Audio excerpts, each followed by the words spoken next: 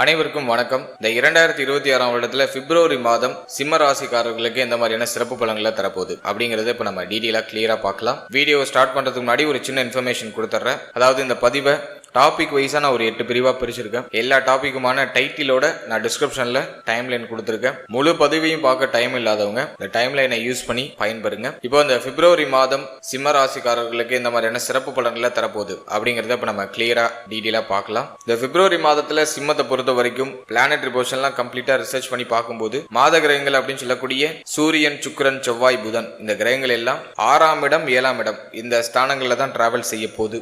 6, 7 இந்த காம்பினேஷன் தான் டிராவல் பண்ணுது. அதுல பார்க்கும்போது புதன் பகவான் 3ஆம் தேதியே நமக்கு 7ஆம் இடத்துக்கு டிரான்சிட் ஆகிறாரு. அதனை தொடர்ந்து சுக்கிரன் 8ஆம் தேதி 7ஆம் இடத்துல புதனோட ராகுவோட போய் கன்ஜக்ஷன் ஆகிறாரு. அதனை தொடர்ந்து சூரியன் 12ஆம் தேதி 7ஆம் இடத்துக்கு டிரான்சிட் ஆகிறாரு. ஃபைனலா செவ்வாய் மாதத்தோட கடைசியில 6ல உச்சமா இருக்கக்கூடிய செவ்வாய் 7ஆம் இடத்துக்கு டிரான்சிட் ஆகிறாரு. வருட கிரகங்களை பொறுத்த வரைக்கும் 1 and 7ல ராகு கேது, சனி அஷ்டமத்துல, குரு லாபஸ்தானத்துல 11ஆம் இடத்துல குரு அதுவும் வக்ரத்துல இருப்பாரு. சோ இதுதான் இந்த மாதத்துக்கான பிளானட்டரி பொசிஷன். இப்போ இந்த பிப்ரவரி மாத ராசி பலன்களை நம்ம டாபிக் வைஸா கிளியரா பார்க்கலாம்.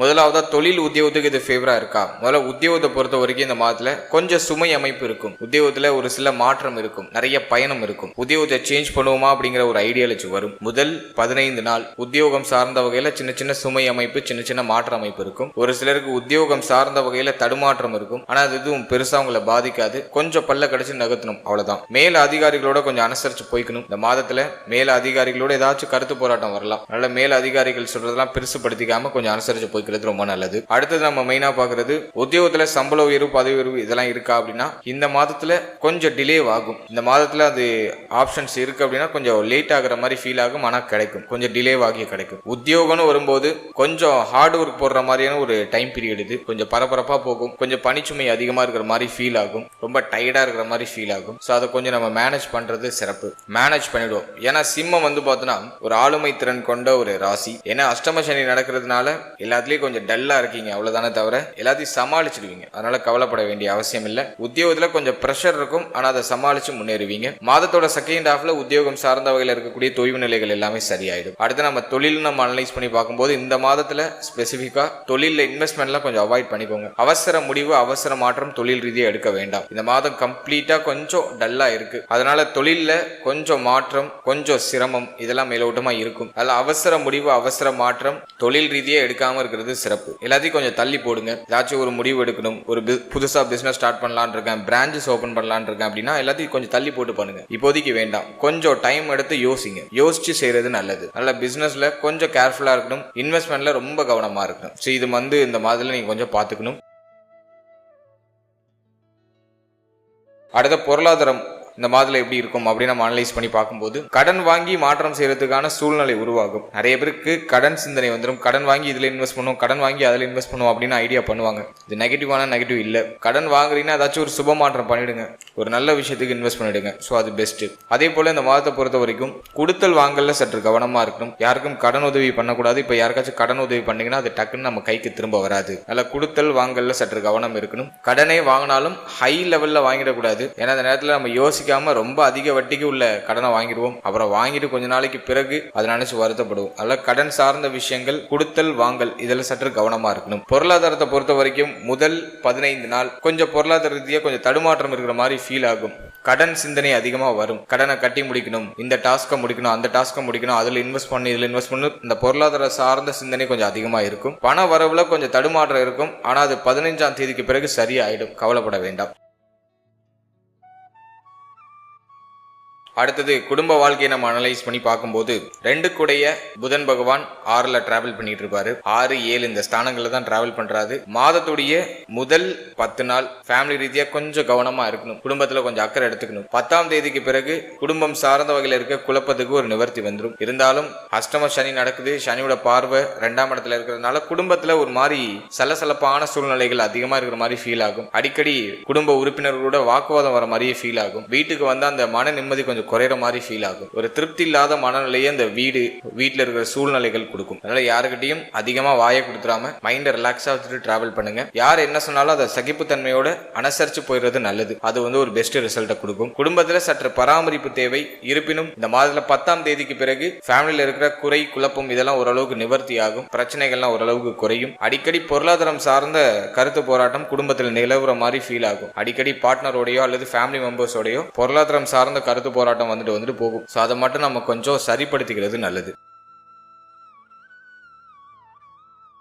அடுத்தது திருமண முயற்சி, திருமண வாழ்க்கை, இதெல்லாம் நம்ம அனலைஸ் பண்ணி பார்க்கும்போது திருமண முயற்சிக்கு இந்த மாதம் ஓரளவுக்கு ஃபேவராக இருக்கு. திருமண முயற்சியில் பண்ணலாம். இந்த மாதத்தில் 15ஆம் தேதிக்கு பிறகு திருமண முயற்சி பண்ணீங்கன்னா மேக்ஸிமம் கிளிக் ஆகிறதுக்கு வாய்ப்பு இருக்கு. என்ன தடை அமைப்பு இருக்கும், அதில் மாற்று கருத்து இல்லை. குழப்ப அமைப்பு இருக்கும், மாற்று கருத்து இல்லை. உங்களுக்கு பிடிச்சா உங்க குடும்ப உறுப்பினர்களுக்கு பிடிக்காது. குடும்பத்தில் ஆளாளுக்கு ஒன்று சொல்லுவாங்க. இந்த மாதிரி ஒரு குழப்பத்தை கொடுக்கும். ஆனால் முயற்சி பண்ணா பாசிட்டிவ் ரிசல்ட் உண்டு. ஏன்னா இந்த மாதத்தில் 7ஆம் இடத்துல லக்னாதிபதி போய் அமர்ந்துருவார். அதாவது ராசிநாதனாகிய சூரியன் 7ஆம் இடத்துல போய் அமர்ந்துருவாரு. அதோட யோகாதிபதிகள் எல்லாம் கன்ஜெக்ஷன் ஆகுறாங்க. சோ அது ரொம்ப நல்லது. எனவே திருமண முயற்சி பண்ணீங்கன்னா அதுல சுப செய்தி உண்டு. அடுத்த திருமண வாழ்க்கையை பொறுத்த வரைக்கும் வாழ்க்கை துணையோட இந்த மாதத்துல கொஞ்சம் அனுசரிச்சு போய்க்கணும். வாழ்க்கை துணையோட அதிகமான கருத்து போராட்டம் நீங்களாம். வாழ்க்கை துணைக்கு அதிகமா கோபம் வரதுக்கு வாய்ப்பு இருக்கு. அதே போல வாழ்க்கை துணையுடைய தேக ஆரோக்கியத்துல கொஞ்சம் எக்ஸ்ட்ரா கேர் எடுத்துக்கணும், அக்கறை எடுத்துக்கணும். அதாவது திருமண வாழ்க்கையில சற்று கவனம் தேவை. வாழ்க்கை துணையோட கொஞ்சம் அனுசரிச்சு போய்க்கிறது நல்லது. வாழ்க்கை துணையுடைய தேக ஆரோக்கியத்துல சற்று கவனம் எடுத்துக்கணும்.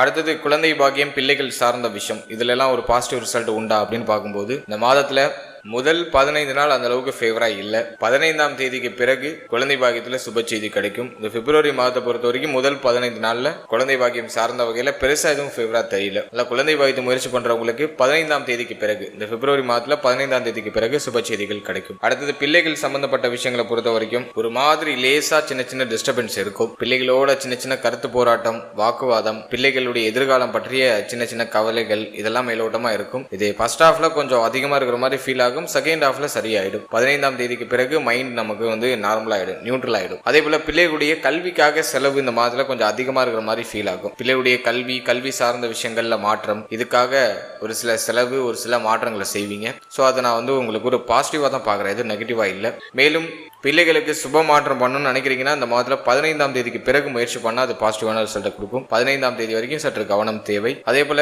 பிள்ளைகளோட கொஞ்சம் அனுசரிச்சு போய்க்கணும். அடிக்கடி மோதல்கள் வர மாதிரி இருக்கும். அடிக்கடி கருத்து போராட்டத்துல போய் மாட்டிப்பீங்க. ஸோ இது போல ஒரு சின்ன சின்ன மிஸ்டேக் தான் இருக்கு. அதை கொஞ்சம் சரி பண்ணிட்டாலே ஒரு பெஸ்டான ஒரு அமைப்பு தான். தேக ஆரோக்கியத்துல கொஞ்சம் கவனம் எடுத்துக்கணும். பிள்ளைகளுடைய தேக ஆரோக்கியத்துல சற்று கவனம் எடுத்துக்கணும். 15ஆம் தேதி வரைக்கும் கவனமா இருந்தா போதும். 15ஆம் தேதிக்கு பிறகு எல்லாமே சரியாயிடும். அடுத்த ஸ்டூடெண்ட்ஸ், மாணவ மாணவிகளுக்கு இந்த மாதம் எப்படி இருக்கும் அப்படின்னு நம்ம பார்க்கும்போது 4க்குடையவர் 6ஆம் இடத்துல ராசிநாதனோட இணைஞ்சிருக்காரு. கல்விக்காக மாற்றம், கல்விக்காக இடமாற்றம் அடைகிறதுக்கு வாய்ப்பு இருக்கு. கல்வி சார்ந்த வகையில பயணங்கள் இருக்கும். ஸ்டூடெண்ட்ஸுக்கு இந்த மாதத்துல கொஞ்சம் கவனச்சிதறல் அதிகமா இருக்கிறது வாய்ப்பு இருக்கு. மாணவ மாணவிகள் இந்த மாதத்துல கொஞ்சம் கவனமா இருக்கணும். கவனச்சிதறலுக்கு ஆளாக்கப்படலாம். கல்வியில சின்ன சின்ன தடை, தாமதம், தடுமாற்றம் போகலாம். கல்வியை தொடர முடியாத அளவுக்கு ஏதாச்சும் தடை, தாமதம் போகலாம். உங்களுடைய ஹெல்த்ல கொஞ்சம் கேர் எடுத்துக்கோங்க. டயத்துக்கு சாப்பிடுங்க, டயத்துக்கு தூங்குங்க. படிக்கும்போது கொஞ்சம் ஃபோக்கஸ்டா படிக்கிறது நல்லது. கல்வி சார்ந்த பய உணர்வு மாணவ மாணவிகளுக்கு மேலோட்டமா வரும். இந்த ஜனவரியில பார்த்தோன்னா படிப்பு சம்பந்தப்பட்ட விஷயங்கள்ல கொஞ்சம் பய உணர்வை கொடுக்கும். கொஞ்சம் நெகட்டிவா திங்க் பண்ற மாதிரியான ஒரு சிந்தனையை கொடுக்கும். எனவே இந்த மாதத்தை பொறுத்த வரைக்கும் கொஞ்சம் படிப்புல கவனம் செலுத்திக்கோங்க. ஓவரா எதை நினைச்சும் திங்க் பண்ணாதீங்க. மைண்டை கொஞ்சம் ரிலாக்ஸா வச்சுட்டு டிராவல் பண்ணுங்க. 15ஆம் தேதிக்கு பிறகு கல்வி சார்ந்த வகையில் இருக்கக்கூடிய தடுமாற்றங்கள்லாம் குறைஞ்சிரும். அதனால கவலைப்பட வேண்டாம். முதல் 15 நாள் கொஞ்சம் டஃபா இருக்கிற மாதிரி ஃபீல் ஆகும். எதையும் ஓவரா யோசிச்சு திங்க் பண்ணி குழப்பிக்காம ரிலாக்ஸா டிராவல் பண்ணுங்க. மெடிடேஷன் பண்ணிட்டு படிக்க ஸ்டார்ட் பண்ணுங்க. இன்னும் ஒரு பாசிட்டிவ் ரிசல்ட் உண்டு. ஏன்னா அடிக்கடி மறந்து போயிடும். படிக்கிறது மைண்ட்லயே நிக்காது, தொடர்ச்சியா மறந்து போகும். ஃபோக்கஸ்டா படிக்கிறது ரொம்ப குறைவான நேரமா தான் இருக்கும். ஆனா அந்த படிக்கிறது மறந்து போயிடும். அந்த மாதிரியான ஒரு அமைப்புல தான் ஸ்டூடெண்ட்ஸ் டிராவல் பண்ணுவாங்க. எனவே இந்த பிப்ரவரி மாதத்தை பொறுத்த வரைக்கும் நல்லா மெடிடேஷன் பண்ணிட்டு படிக்க ஸ்டார்ட் பண்ணுங்க. அது உங்களுக்கு ஃபோக்கஸ்டை கொஞ்சம் அதிகப்படுத்தும்.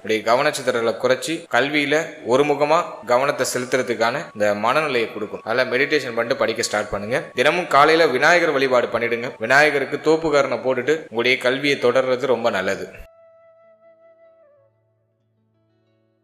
அடுத்தது இல்லத்தரசிகள், பெண்களுக்கு இந்த மாதத்தை பொறுத்த வரைக்கும் கொஞ்சம் பரபரப்பா இருக்கும். 2க்குடையவர் 6ல பேச்சால ஏதாச்சும் தேவையில்லாத வம்பு, தேவையில்லாத குழப்பம் இதெல்லாம் வந்துட்டு போகலாம். அதெல்லாம் உங்களுடைய வார்த்தைகள்ல ரொம்ப கவனமா இருக்கணும். குடும்பம் சார்ந்த வகையில கொஞ்சம் கவலை உணர்வு வந்துட்டு போறது வாய்ப்பு இருக்கு. அல்ல இல்லத்தரசிகள் இந்த மாதத்துல உடைய வார்த்தைகள் ஃபேமிலி இதுல எல்லாம் கொஞ்சம் பராமரிப்பு எடுத்துக்கணும். மாதத்தோட செகண்ட் ஹாஃபை பொறுத்த வரைக்கும் பார்த்தோன்னா வெளியிடங்களுக்கு போயிட்டு வரதுக்கான வாய்ப்பு கிடைக்கும். உடைய நண்பர்கள் உற்றார் உறவினர்கள் இவங்களெல்லாம் சந்திக்கிறதுக்கு வாய்ப்பு கிடைக்கும். அண்டை அயலாளர்களோட இருக்கக்கூடிய கருத்து போராட்ட பிரச்சனைகள்லாம் குறையும். குடும்ப உறுப்பினர்கள்லாம் ஓரளவுக்கு உங்களுக்கு சப்போர்ட் பண்ணுவாங்க. இருப்பினும் முதல் 15 நாள் வந்து பார்த்தோன்னா ஒரு மாதிரி குழப்பமா இருக்கும். மைண்ட் வந்து உங்க கண்ட்ரோல்லே இருக்காது. எதுக்கெடுத்தாலும் கோவப்படுறது, எதுக்கெடுத்தாலும் உணர்ச்சி வசப்படுறது, மைண்ட் வந்து ஒரு மாதிரி ப்ரெஷர் பண்ணிக்கிட்டே இருக்கும். அதில் இல்லத்தரசிகள் பெண்கள் மைண்டை கொஞ்சம் ரிலாக்ஸ் பண்ணிக்கோங்க.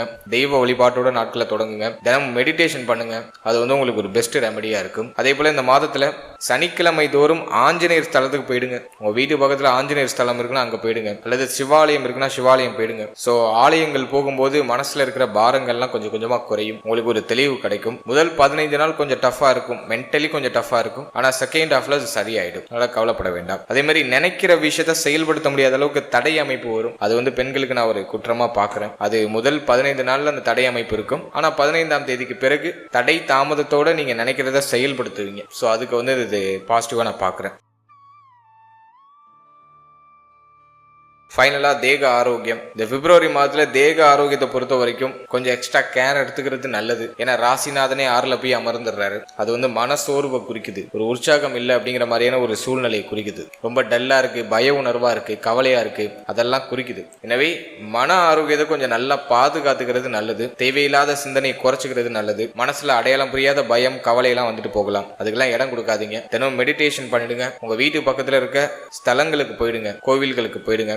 பிரார்த்தனையை முன்வைங்க. பிரார்த்தனையோட தான் இந்த காலகட்டத்தை நம்ம கடந்து வரணும். அதே போல வந்து பார்த்தோன்னா தேக ஆரோக்கியத்துல வயிறு சம்பந்தப்பட்ட விஷயத்துல கொஞ்சம் எக்ஸ்ட்ரா கேர் எடுத்துக்கணும். வயிறு சம்பந்தமான உபாதைகள் வந்து நீங்க வாய்ப்பு இருக்கு. கழிவு நீக்க உறுப்புகள்ல கவனமா இருக்கணும். அடிக்கடி தலைவலி வரதுக்கு வாய்ப்பு இருக்கு. தலை பயங்கரமா வலிக்கும். ஒரு சிலருக்குலாம் வந்து பார்த்தோன்னா ரொம்ப பயங்கரமா வலிக்கும். அடிக்கடி தலைவலி வருது, கண்ணெரிச்சல் வருது, கண்ணுல உஷ்ணத்தால ஏற்படக்கூடிய பிரச்சனை வருது. ஸோ இதுக்கான வாய்ப்புகள் உண்டு. இதுல எல்லாம் கொஞ்சம் கவனமா இருந்துக்கணும். ஸோ ஹெல்த்ல கொஞ்சம் எக்ஸ்ட்ரா கேர் எடுத்துக்கோங்க. டயத்துக்கு சாப்பிடுங்க. நேரம் கடந்து சாப்பிடுற அமைப்பு இந்த மாதத்துல கண்டிப்பா வரும். நிறைய பேருக்கு தூக்கமின்மை அப்படிங்கிற பிரச்சனையும் வரும். எனவே இந்த மாதத்துல டயத்துக்கு சாப்பிடுங்க, டயத்துக்கு தூங்குங்க. இதை நீங்க கரெக்டா ஃபாலோ பண்ணாலே மேக்ஸிமம் உங்களுக்கு ஒரு பாசிட்டிவ் ரிசல்ட் வந்துடும். டயத்துக்கு சாப்பிடுங்க, டயத்துக்கு தூங்குங்க. ஹெல்த்தியான ஃபுட் அதிகமா இன்டேக் எடுத்துக்கோங்க. நல்ல பச்சை காய்கறிகள், கீரை வகைகள் இதெல்லாம் அதிகமா எடுத்துக்கோங்க. இதெல்லாம் உங்களுடைய இம்யூனிட்டி பவரை நல்லா இம்ப்ரூவ் பண்ணிவிடும். ஸோ நான் போன மாதத்துல சொன்ன மாதிரி இந்த மாதத்துல தேக ஆரோக்கியத்துல மட்டும் எக்ஸ்ட்ரா கேர் எடுத்துக்கிறது நல்லது. மற்றபடி எதுவும் பெருசா நெகட்டிவாலாம் இல்லை. அதே போல இந்த மாதத்துல தான தர்மத்தை அதிகப்படுத்துங்க. அதிகமா மற்றவங்களுக்கு கொடுக்கறதுக்கு முயற்சி பண்ணுங்க. அது வந்து உங்களுக்கு நீங்க கொடுக்க கொடுக்க உங்களுக்கு முன்னேற்றம் அப்படிங்கிறது ஏற்பட ஆரம்பிக்கும். எனவே தான தர்மங்கள் அதிகமா செய்யறது நல்லது. அதுல குறிப்பா உணவு தானம் பண்ணுங்க. அது வந்து ஒரு பெஸ்ட் ரெமடியா நான் அந்த அஷ்டம சனிக்கு நான் பாக்குறேன். அதே போல இந்த மாதத்துல சந்திராஷ்டம தினங்கள் அப்படின்னு நம்ம பார்க்கும்போது 20ஆம் தேதி மற்றும் 21ஆம் தேதி இந்த தினங்கள் வந்து உங்களுக்கு சந்திராஷ்டம தினமா வருது. இந்த தினத்துல முக்கியமான முடிவு, முக்கியமான மாற்றங்கள் இதெல்லாம் கொஞ்சம் அவாய்ட் பண்ணிக்கிறது நல்லது. அதே போல புதிய முயற்சியை கொஞ்சம் தள்ளி வைக்கிறது நல்லது. 20, 21 இந்த தினங்கள்ல கொஞ்சம் எல்லாத்துலயும் கொஞ்சம் முன்னெச்சரிக்கையா கவனமா இருக்கிறது சிறப்பு. ஓவராலா இந்த பிப்ரவரி மாதத்தை பொறுத்த வரைக்கும் ஃபர்ஸ்ட் ஹாஃபை காட்டிலும் செகண்ட் ஹாஃப் உங்களுக்கு ஃபேவரா இருக்கு. ஏதாச்சும் நீங்க மாற்றம் பண்ணணும்னாக்கா செகண்ட் ஹாஃப்ல நீங்க பண்ணிக்கிறது நல்லது. ஃபர்ஸ்ட் ஹாஃப்ல கொஞ்சம் தடை அமைப்பு, தாமத அமைப்பு இருக்கும். உங்களுடைய மைண்ட் செட்ல கொஞ்சம் கவனமா இருங்க. ஓவரா திங்க் பண்ணாம இருந்தாலே இந்த மாதத்துல சூப்பர் பாசிட்டிவான பலன்களை நீங்க அனுபவிக்கலாம். வாழ்த்துக்கள். இப்போ நீங்க இது வரைக்கும் பார்த்தது ஒரு பொதுவான கோச்சார பலன். இது உங்களுடைய ஜனனகால ஜாதகத்தில் இருக்கக்கூடிய கிரக நிலைகள், தசா புக்தி அந்தரம் இதை பொறுத்து சற்று மாறுபடும். எனவே 100% பலன்களை உறுதிப்படுத்திக்கிறதுக்கு உங்களுடைய ஜனனகால ஜாதகத்துல கிரக நிலைகள் எப்படி இருக்கு, உங்க லக்னத்துக்கு யோகருடைய தசை நடக்குதா, அவயோகருடைய தசை நடக்குதா அப்படிங்கறதெல்லாம் கொஞ்சம் அனலைஸ் பண்ணி பாதகாதிபதி மாரகாதிபதி தசை புத்திகள் ஏதாச்சும் கிராஸ் ஆகுதா இதெல்லாம் பார்த்து அதோட இந்த கோச்சாரத்தை நம்ம சூப்பர் கம்போஸ் பண்ணி பார்க்கும்போது இன்னும் நமக்கு ஒரு தெளிவான ஒரு கிளாரிட்டி அப்படிங்கிறது கிடைக்கும். எனவே இந்த பலன்கள் ஒரு 30% உங்களுக்கு பொருந்தி வந்தாலே பெரிய விஷயம். 100% பலன்களுக்கு உங்களுடைய ஜனனகால ஜாதகத்தையும் இந்த கோச்சாரத்தையும் சூப்பர் கம்போஸ் பண்ணும்போது ஒரு தெளிவு உங்களுக்கு கிடைக்கும். மேலும் நம்முடைய சேனல்ல இதுக்கு முன்னாடி புத்தாண்டு சிறப்பு பலன்கள்லாம் ராசிக்கும் நட்சத்திரத்துக்கும் ரெண்டுக்குமே கிளியரா ரிலீஸ் பண்ணியிருக்கோம். ஸோ அந்த பதிவுக்கான லிங்கை நான் டிஸ்கிரிப்ஷன்ல கொடுக்குறேன். டைம் இருக்கும்போது செக் பண்ணி பாருங்க. அந்த பிளேலிஸ்ட் கொடுக்குறேன். டைம் இருக்கும்போது அதையும் செக் பண்ணி பாருங்க. அதுலயும் உங்களுக்கு ஒரு கிளாரிட்டி கிடைக்கும். அதே போல நம்முடைய சேனல்ல 12 ராசி, 12 லக்னம், 27 நட்சத்திரம், இதுக்கான ஜெனரல் ப்ரெடிக்ஷன் அப்படிங்கிறது கொடுத்துருக்கோம். உங்களை பற்றிய, உங்களுடைய வாழ்க்கை பற்றிய ஒரு தெளிவு புரிதல் அந்த பதிவின் அடிப்படையில் உங்களுக்கு கிடைக்கும். ஸோ டைம் இருக்கும்போது அதையும் செக் பண்ணி பாருங்க. அந்த வீடியோக்கான லிங்க் எல்லாம் டிஸ்கிரிப்ஷன்ல இருக்கு. மேலும் நம்ம சேனலை நீங்க என்ன சப்ஸ்கிரைப் பண்ணலைன்னா மறக்காம சப்ஸ்கிரைப் பண்ணிக்கோங்க. அப்படியே பக்கத்தில் இருக்க பெல் சிம்பிளை கிளிக் பண்ணி நோட்டிபிகேஷன் ஆன் பண்ணி வச்சுக்கோங்க. அப்பதான் நாங்க போற இது போல இன்ஃபர்மேட்டிவான வீடியோக்கள் உங்களுக்கு உடனுக்குடன் நோட்டிபிகேஷனாக கிடைக்கும். வீடியோ பிடிச்சிருந்தா ஒரு லைக் பண்ணுங்க. உங்க ஃபேமிலி அண்ட் ஃப்ரெண்ட்ஸ் கூட ஷேர் பண்ணிக்கோங்க. மீண்டும் ஒரு புதிய பதிவோடு உங்களை சந்திக்கிறேன். அது வரைக்கும் very limited time. So be cool, stay happy, stay healthy and enjoy. வாழ்த்துக்கள். நன்றி.